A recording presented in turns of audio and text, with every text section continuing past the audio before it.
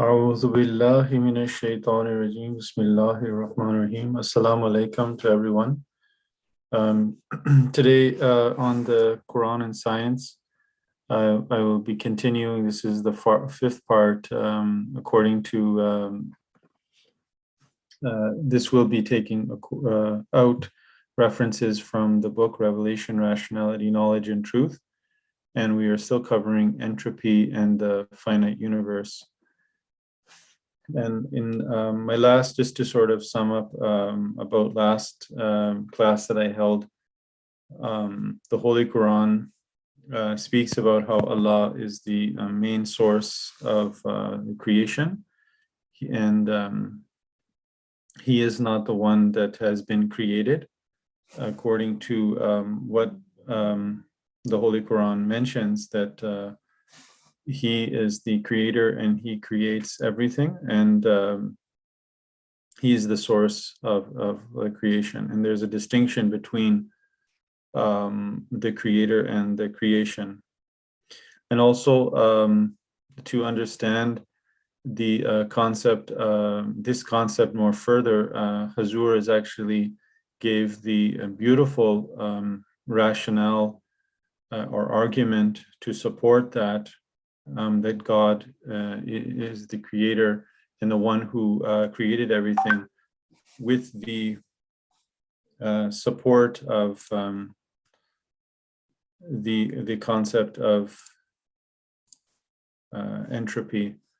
Entropy, again, just very briefly, is that concept where everything in this universe is giving off a little bit of its energy, and when it gives off this energy, it goes into nothingness and is finished, and it can't come back again. So Hazur explained the fact that this is actually the difference between God and his or the creator and his creation. The creation is something that will die, will have waste, and will be finished at one point. So he said that how is this universe, since it came into being, how is maintaining itself? It should have, according to entropy, which is the law of emitting the energy and never coming back again, that according to this law, scientific law, there is no justification for us to think that this universe can be subsisting or can be continuing on its own. So he explained very clearly that as in the beginning of creation, there was a creator who is in fact immune from death or immorality, that he as a creator, he doesn't suffer from any of these flaws. He's in fact limitless. He's eternal. Doesn't have a beginning or an end. Nothing created him. So Hazur explained this fact, and he gave the reference to entropy, and he tied it in with the Holy Quran as well. It explained that the concept of God being the source of all creation, and also tied in with the Holy Quran's understanding of the concept of God. So we left off also in the end with these two ayats from the Holy Quran, where Allah is mentioned as the prime source, where it says, Badi'us samawati wal ard, that He is the prime cause of creation, He meaning God, who created the heavens and the earth. Surah Al-Baqarah, ayat 118. And then the next verse, Hazur says that everything which began from Him must come to an end, but not He.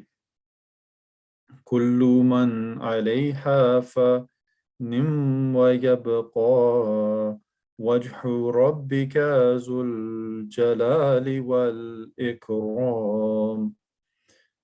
Chapter 55, verses 27 to 28.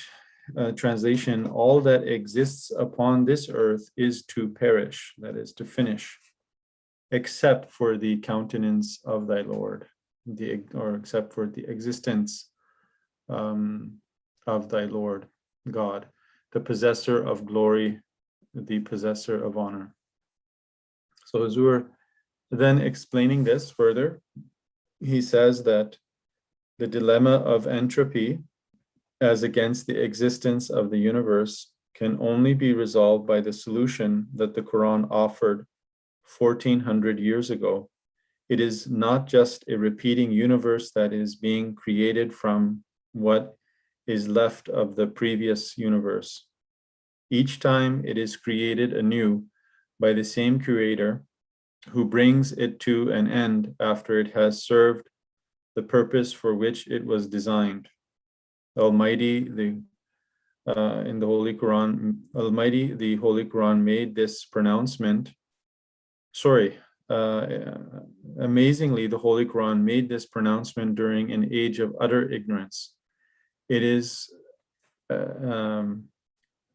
statements like these which illustrate how the realm of the unknown is being constantly transformed to that of the known.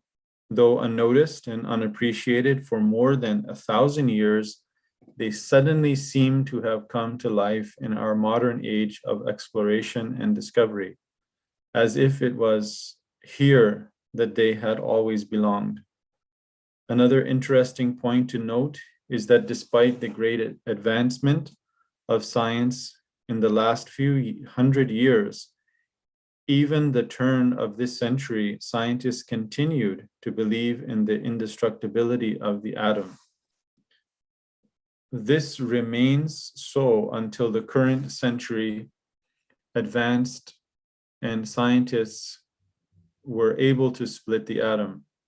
With the consequent nuclear holocausts, the myth of the indestructibility of the atom was exploded once and for all. So the atom being that molecule that was a proof, or the scientists held it as a proof that this universe that we are in must be indestructible, or must be eternal, have a quality of eternal when you eternity when you break it down into its atom. But this was this idea was destroyed when they were able to split the atom. But even after that, the destructibility of the protons began to emerge merely as a mathematical probability. Some meager evidence has just started to trickle through the highly costly deep subterranean experimental tunnels. Huge, extremely expensive experiments are being carried out to observe the possible decay of protons, and it is considered only a matter of time before scientists are able to finally demonstrate their destructibility and estimate their age, in what form they decay, and whether whether that decayed matter will be recyclable or not, are issues for the future generations of scientists to decide. Hence, protons are not as immortal, after all, as they were once thought to be. So even breaking down into a smaller component, we have after the atom, we have the protons, and they also, as Azur is pointing out, the scientists are saying that they are also not indestructible. As for the Quran, this issue was categorically settled 1400 years ago. Everything which is created must have an age and must come to an end. It is God alone who creates from nothing and returns to nothing whatever he creates, if and when he so desires. It is one of the fascinating styles of the Quran that it employs terminology and expressions far ahead of the time that they were coined by humans. In the modern world, everyone is familiar with the scientific practice of showing the date of expiry of many things which are manufactured, built, or prepared. For instance, when bridges are built, even before their inauguration, their age is predetermined by the engineers who built them and often etched upon their pillars. This also is the case for automobiles, railway engines, tracks, and paraphernalia that goes with them. In fact, everything that man wears or consumes has an age which can be scientifically predetermined. Nowadays, even food solid in cans, cartons, or bottles show the date of its expiry. No wonder, therefore, that the creator of the universe should know the intricacies of his creation. The style and terminology of the Quran seem so fresh and contemporary. In short, the inviolable principle of the finiteness of the universe is proclaimed that whatever begins must come to an end. Whatever is created must decay into nothingness at last. The beginning and the end of everything is already recorded in the book of the grand plan of creation. And then he quotes from the Holy Quran, يوم نطوي السماء كطي السجل للكتب كما بدأنا أول خلق نعيده وعدا علينا إنا كنا فاعلين. Chapter 21, verses 105, the translation. Remember the day when we shall roll up the heavens like the rolling up of written scrolls by a scribe. As we began the first creation, so shall we repeat it, a promise binding upon us. We shall certainly perform it. Now we quote some eminent scientists in the support of what we have claimed in the foregoing passages. So his words now going to give some references to scientists. And so anyhow, this verse from the Holy Quran is that specific verse which is now backing up and in fact, what Hazur was explaining all along about the fact that the creation of the universe will wind up, will be like it's being wound up like scrolls, and then again it will be repeat itself. It will break apart like the first Big Bang. There'll be a second one. So going to the references that he found from the professors, he's the scientists. He says that Paul Davies, a professor of natural philosophy of the University of Adelaide, the winner of the prestigious Templeton Prize, states, these problems began to force themselves on scientists during the middle 19th century. Until then, the physicists had dealt with laws that are symmetric in time, displaying no favoritism between past and future. The investigation of thermodynamic processes changed that for good. At the heart of thermodynamics lies the second law, which forbids heat to flow spontaneously from cold to hot bodies, while allowing it to flow from hot to cold. This law is therefore not reversible. It imprints upon the universe a narrow of time, pointing the way of unidirectional change. Scientists were quick to draw the conclusion that the universe is engaged in a one-way slide towards a state of thermodynamic equilibrium. This tendency towards uniformity, wherein temperatures, even out and the universe settles into a stable state, become known as the heat death. It represents a state of maximum molecular disorder or entropy. The fact that the universe has not yet so died, that is, it is still in a state of less than maximum entropy, implies that it cannot have endured for all eternity. So here is the scientist who was saying too as well, that because of this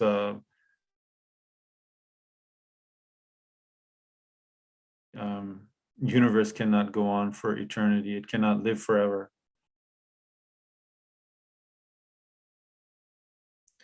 Also in the book God in the New Physics, he writes, physicists have invented a mathematical quantity called entropy to quantify disorder, and many careful experiments verify that the total entropy in a system never decreases. If the universe had a finite stock of order and is changing irreversibly towards disorder, ultimately to thermodynamic equilibrium, two very deep inferences follow immediately. The first is that the universe will eventually die, wallowing, as it were, in its own entropy. This is known among physicists as the heat death of the universe.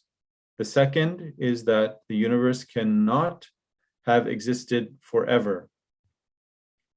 Otherwise, it would have reached its equilibrium end state an infinite time ago. So long ago, it should have come to an end.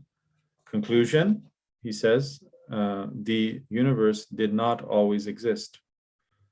And then Professor Edward Kessel, the chairman of the University of San Francisco, writes, life is still going on, and chemical and physical processes are still in progress. It is evident that our universe could not have existed from eternity. Else, it would have long since run out of useful energy and ground to a halt.